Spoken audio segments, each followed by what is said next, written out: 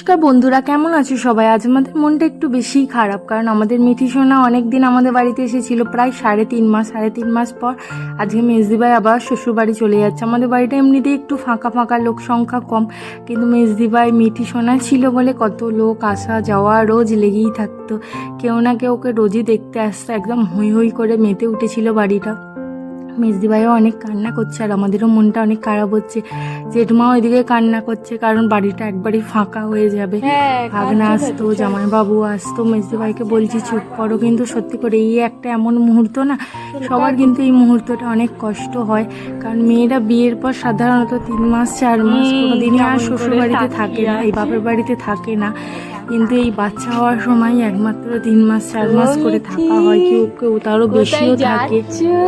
তো একটা আরও আগের যে পুরনো টানটা না, সেটা মানে মনে পড়ে যায়, মানে সেই টানটাই যেন আবার সেই কষ্টটাই যেন হয় মেয়েদের ক্ষেত্রে। এটা কিন্তু হয় সবাই যারাই বাচ্চা হতে বাপের বাড়ি যায়, তাদের কিন্তু এটা তাদের প্রত্যেকের সাথে ঘটে। কেউ চোখের জল না ফেলে আমার তো মনে হয় যে শ্বশুর বাড়ি যায় না।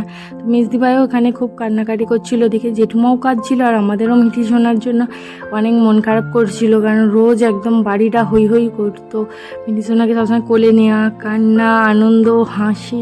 তো আমাদের গাড়ি চলে এসছে, ঠাকুমা, আমি, চদিদু সবাই দিতে যাচ্ছি। মিঠি সোনাকে আমরা দিয়ে আবার ফিরে পড়বো।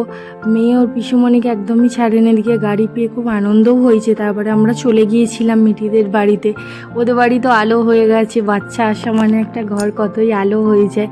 আর যেহেতু আমার ভাগনা বড় ছিল, তো অনেক দিন পর আবার একটা বাচ্চা, মানে ওদের বাড়ি একদম মেতে উঠে গেল আর আমাদের বাড়িটা একদমই ফাঁকা শূন্য হয়ে গেল।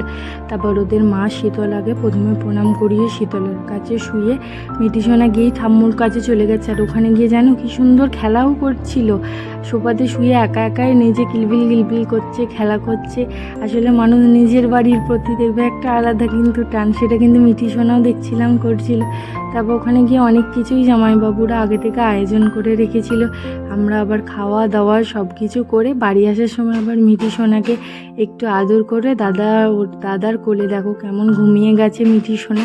আর ও দাদা কিন্তু খুব মানে বাচ্চা সামলানোর একবারে এক্সপার্ট আছে, তো ওই সব কিছু করতেও পারে। তো ওকে ঘুম পাড়িয়ে দিয়েছে মিঠি সোনাকে। তারপর আমার চলে আসার মুহূর্ত, আমরা বাড়ি চলে যাব। সন্ধ্যা আসলে এতদিন পিমনির কাছেই সমানে থেকেছে, তো বুঝতে পারেনি যে আমরা চলে আসবো, পিমনিরা আর আসবে না। ও সব বলছে যে তোমরা আর যাবে না, তোমরা যাবে না।